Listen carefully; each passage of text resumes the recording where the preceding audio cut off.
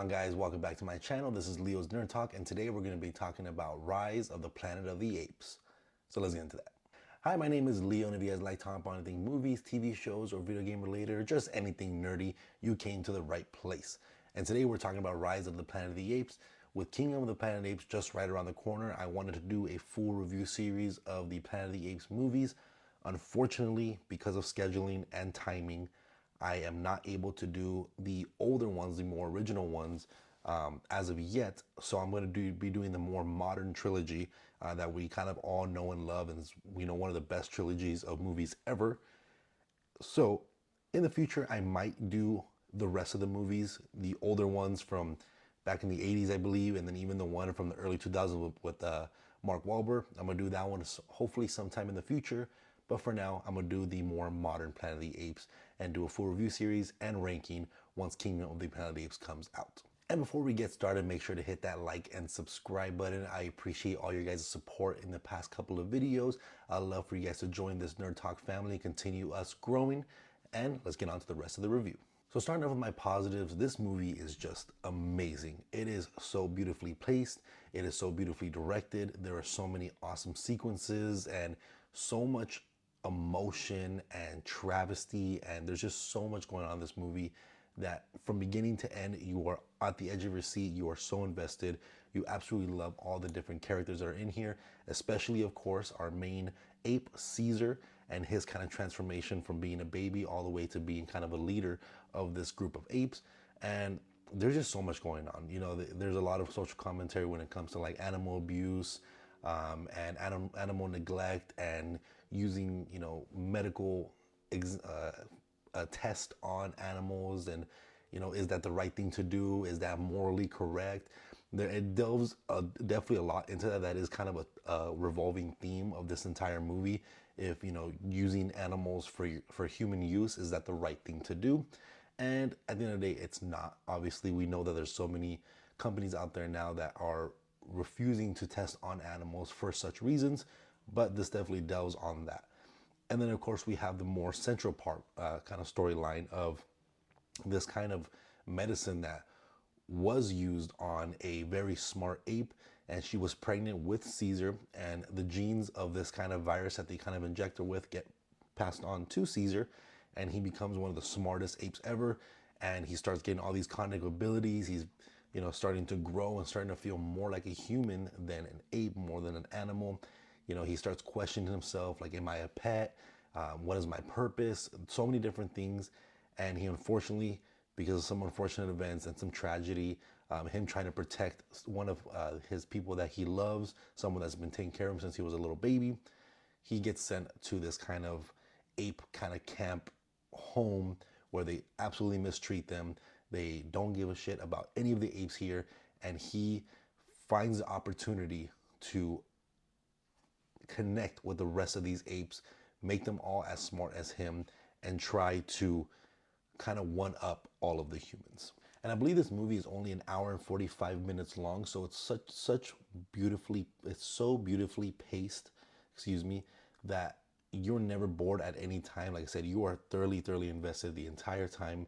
You know, you're seeing Caesar's growth. You're seeing our main character that's taking care of Caesar's growth as well, where he's kind of just a lab scientist that is testing on animals, to loving the apes, to loving Caesar, and to seeing how ethically wrong all these tests are, just dragging in apes and injecting them with whatever they want, whatever happens to them, they don't care, it's just for science. And he sees that that's wrong, and he grows and is trying to protect the apes. And by the end of it, that kind of mutual respect that Caesar and our main character have here is so beautifully done. It's such a chilling ending, and it definitely gave me chills, that final moments.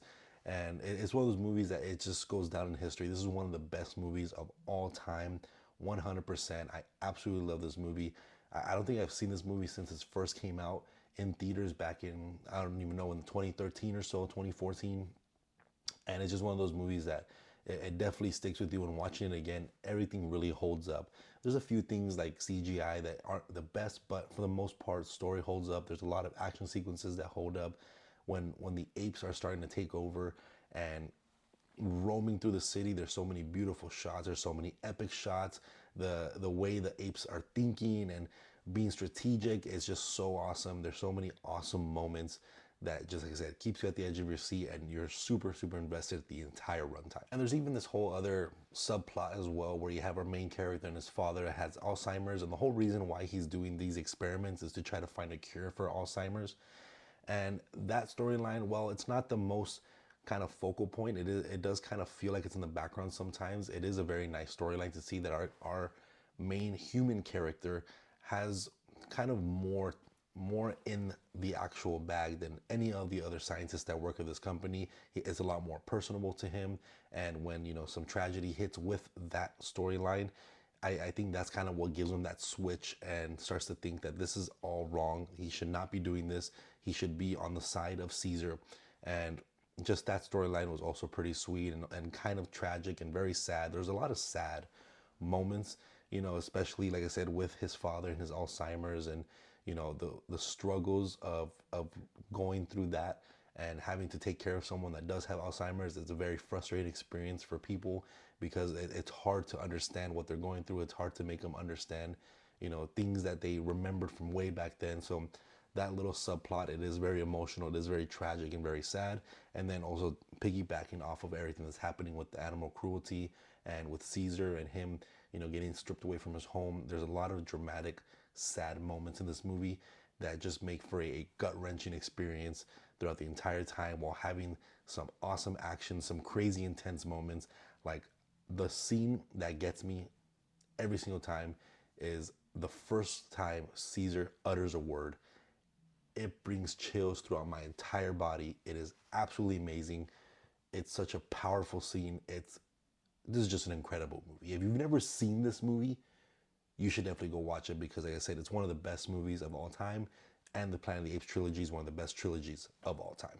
And going off to the cons now, and there's not much to nitpick here. I've said it already multiple times. This is one of the best movies of all times. There's just some little things, like the CGI can be a little not as well done as some of older CGI or even some of the newer CGI. There's some parts where it does look a little weird, even like the movement in Caesar's face. It just looks a little off at moments, but it's definitely things you can kind of look over just because how amazing this movie is. And there's a few dialogue exchanges that aren't the best. But like I said, this movie is just so incredible. These are very small, nitpicking things that you can kind of overlook. And I'm just so excited for King of the Planet of the Apes. I hope it holds up to this trilogy. And I was very excited to see this movie again. It's been a very long time since I've seen this movie, and it definitely holds up, even with those little kind of negatives, like I mentioned. It still holds up very, very well, and I highly, highly recommend this movie to anybody. But let me know what you guys think about Rise of the Planet of the Apes. Are you guys excited for Kingdom of the Planet of the Apes? Let me know all your thoughts in the comment section down below. I'd love to hear all of them. And again, if you guys like talking about the movies, TV shows, or video game related, make sure to hit that like and subscribe button, and I'll see you guys on the next review. Thank you.